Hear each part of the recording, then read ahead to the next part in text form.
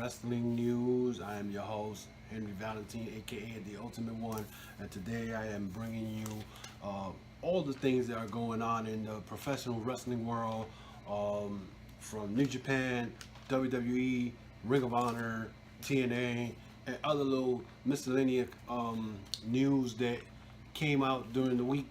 As you well know, yesterday was the Super Showdown at the WWE, which I saw probably 3 or 4 matches that I was interested in.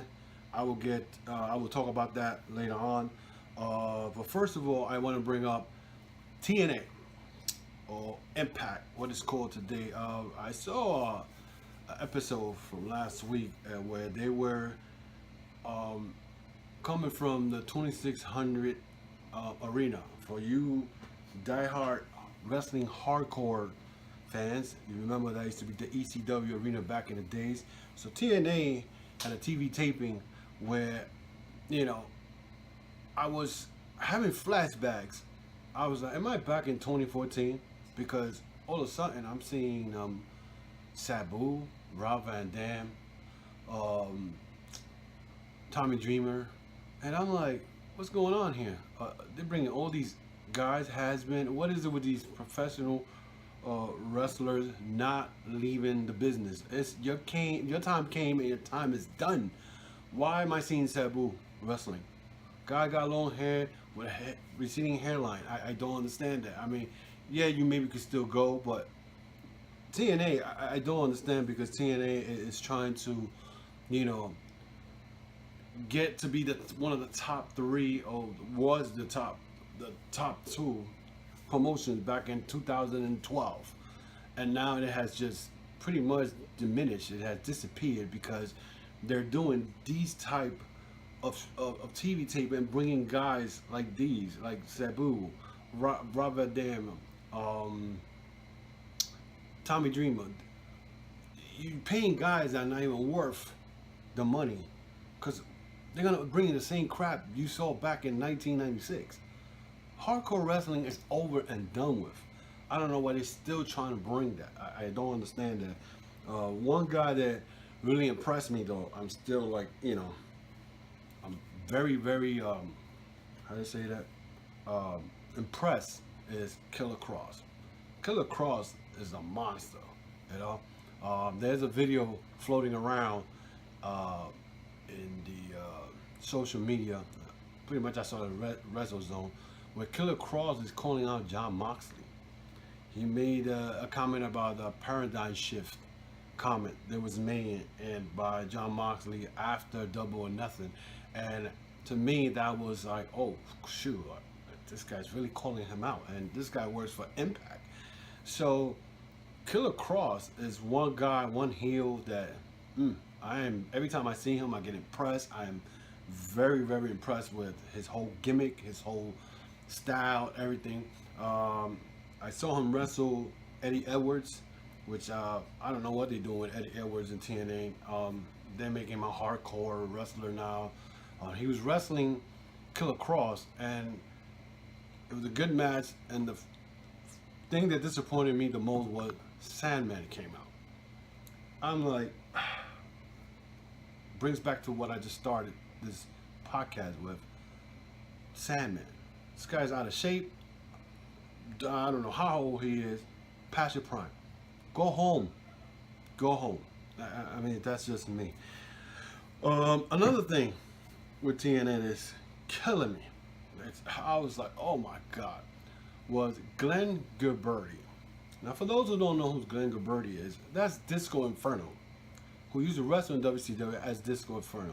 This fool is now challenging women. Seen them wrestle Tessa Blanchard, and Tessa Blanchard beat his ass up. I was like, what is this? TNA, you need to get your shit together. Seriously, at one point I really was looking at your product again, because I'm like, wow, you got LAX. I mean, LAX is my favorite tag team in there right now. LAX is the hottest tag team right now in professional wrestling. Them and Pentagon and Phoenix. Those guys, when they get together, they wrestle. they tear the house down.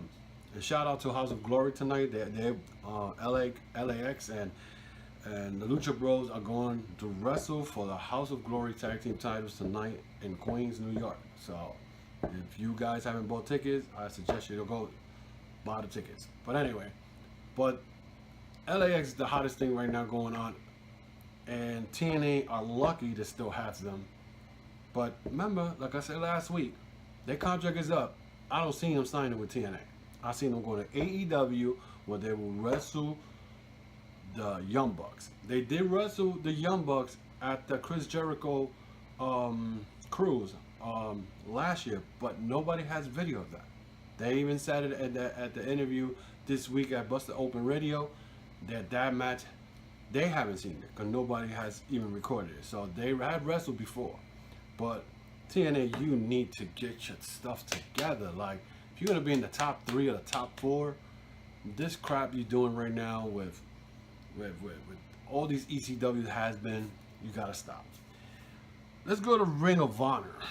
Ring of Honor, there was an incident, I think the last weekend. A fan and Velvet Sky of the Lure.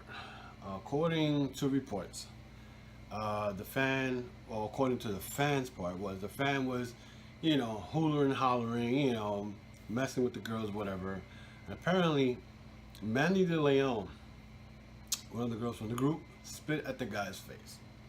The guy said that apparently he just ignored it, whatever, and that Velvet Sky got mad when they came out the second time on the show, started calling him names, whatever. The fan was then taken from his seat, taken to the back, and he actually was taken to the back, and Bully Ray approached him.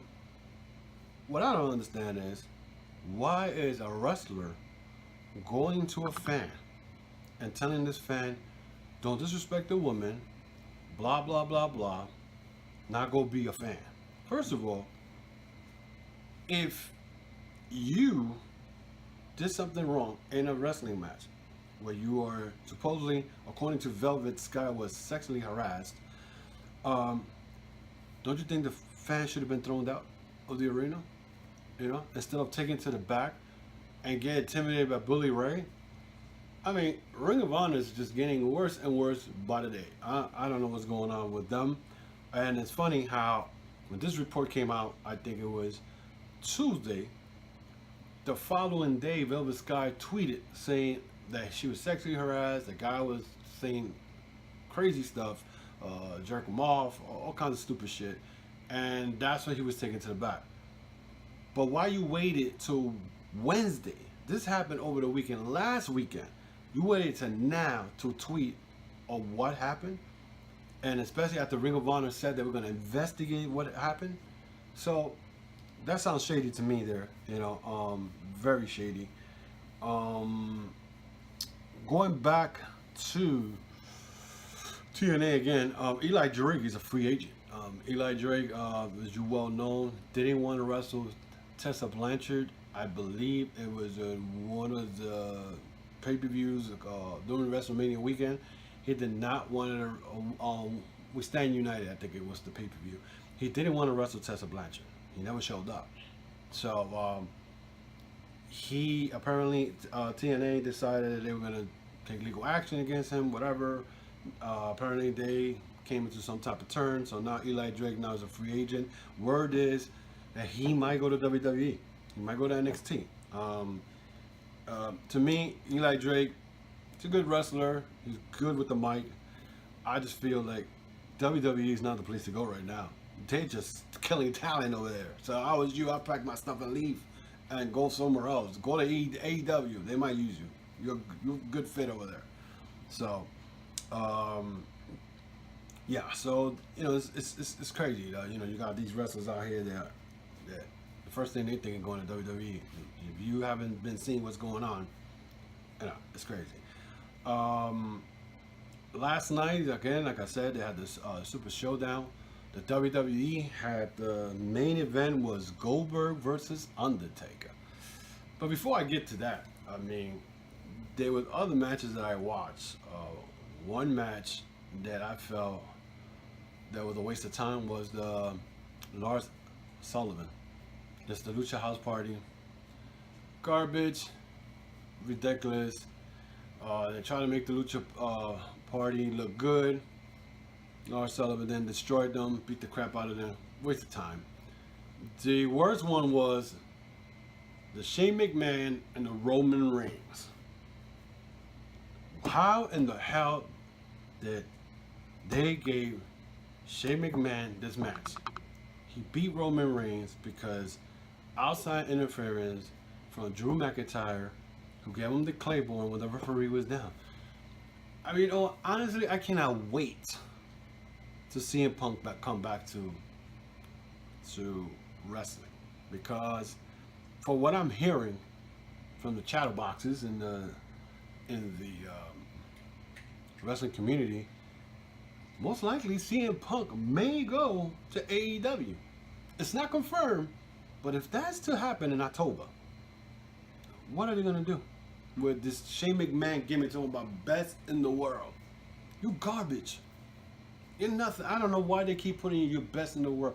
This is like a knockoff to CM Punk. I don't understand it. I really don't.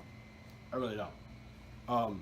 But that match was like, I was home and I was like, what in the world is going on? Then the Undertaker and the Brock, not the Brock, I'm sorry, the Goldberg match. I was watching two old people fighting in the street. Apparently, Goldberg hit the post, busted his head wide open, which went charging to the corner to the Undertaker and gave himself a concussion. And it was so bad. It was so bad. And then the crazy thing is that then I go to Twitter while I'm watching this match and I see Matt Riddle talking crap about Goldberg. And I'm like, Matt Riddle, are you serious? Dude, you haven't won a world title to be talking about Goldberg. You nowhere in the skills of Goldberg. You may have better wrestling skills than Goldberg because you do, but you're nowhere. Goldberg's a Hall of Famer, man. Yeah, so what? He had the jackhammer and the power slams, and he was kind of stiff with his stuff, but he's a Hall of Famer. He was WCW World Champion twice, WWE Champion, Universal Champion. What do you have? You have nothing. You know? Now, look, I don't want wrestling fans to be like, oh, he could wrestle. Yes, he could wrestle, but you can't go on Twitter talking about, oh, that's a knee bar. It's wrestling. This is not UFC, dude. It's not UFC. So for you to be talking crap and you haven't done nothing, you're stuck in NXT. You're in a developmental, federation or promotion. So you could go up to Raw or SmackDown. But let's see how good you're going to be.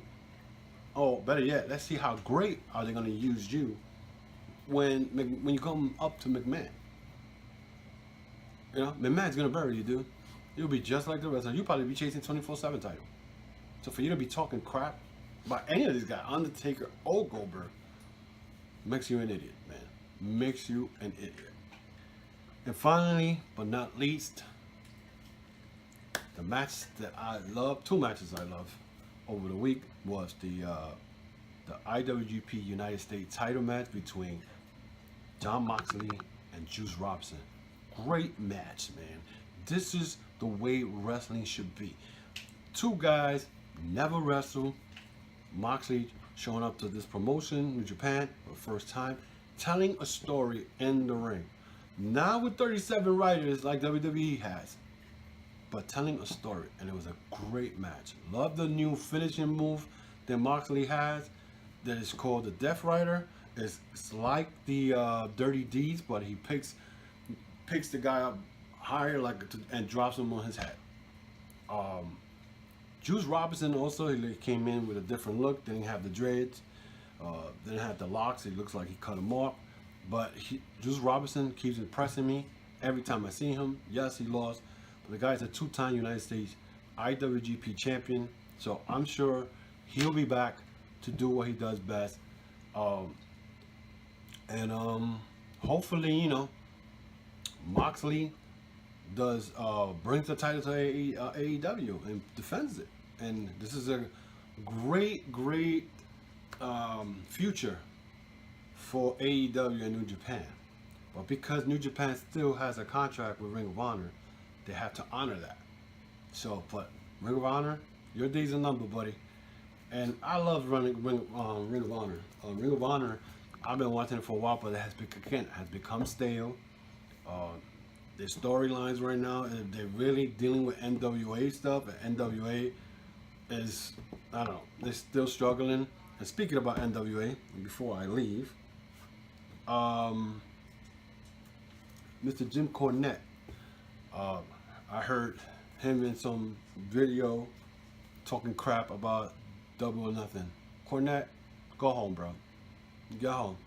You are knocking everything that professional wrestling is happening right now because it's not the way they used to do it back in the 80s. Dude, the 80s is over, man. Those days of you actually, you know, the Rock and Roll Express, Midnight Express, the way they wrestle, those days are over, man. Why are you trying to knock everything down, dude? You're just a disgruntled man because no promotion wants to deal with you. Because you're a jackass. Pretty much. You're a jackass. You know? That's why nobody want to work with you. So I don't understand you knocking. You're always knocking the Young Bucks. You're always knocking anything that the High Flyers do nowadays. And you just want ground and pound wrestling. Dude, there's a place for that. And second of all, the 80s are over. You high praise the damn Rock and Roll Express when the Crockett Cup, giving them high praises or whatever. I mean, I saw that and I was like, what the hell is that? What's that? The Rock and Roll Express is the Briscoe? Are you kidding me? I gotta give props to the Rock and Roll Express. They 60 something, still wrestling, but still. But anyway, let me get back to New Japan. Also, the match of the week that I will recommend. That's what I meant to say. Is the Will Ospreay against Shingo Takagi, the finals of the Super Juniors. That match was awesome, great. So I advise you guys to check it out. But so that's pretty much it. What's going on? Again, the WWE, they need to get this stuff together. This wasn't embarrassing last night. Putting a show that was just pretty much, if you look at the crowd, if you look at the Super Showdown last night, if you look at the front where the wrestlers are, nobody's paying attention. Everybody's on the phone. Some guy was pulling out some big card that's talking about lottery something. I was like, this is what WWE did. You sign a 10-year contract to have these wrestlers fighting, and I may add, fighting at an arena that felt 101 degrees, and the matches were short because it was crazy. 101 degrees, that's ridiculous. Again, McMahon uses his wrestlers like they are cattle. He does not care. He does not do anything.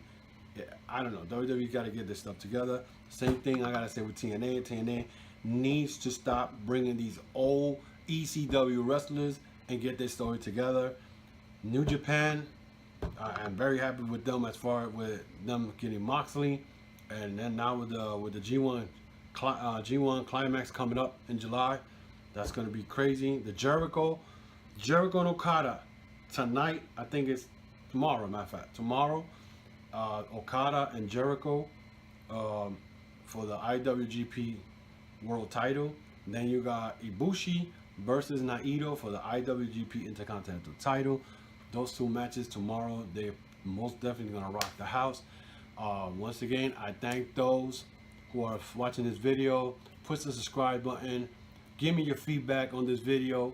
I hope that I was informative. Again, I'm not here to criticize just one promotion. Whatever I see that I don't like, I'm going to let y'all know. I'm going to give you my opinion to the fullest. You can agree with it. You don't have to agree with it. Then again, I thank you for your support. Thank you for those who are supporting my video from last week and subscribe to my channel. And thank you again. Once again, my name is Henry Valentine. I am the Ultimate One, and I'll see you next week.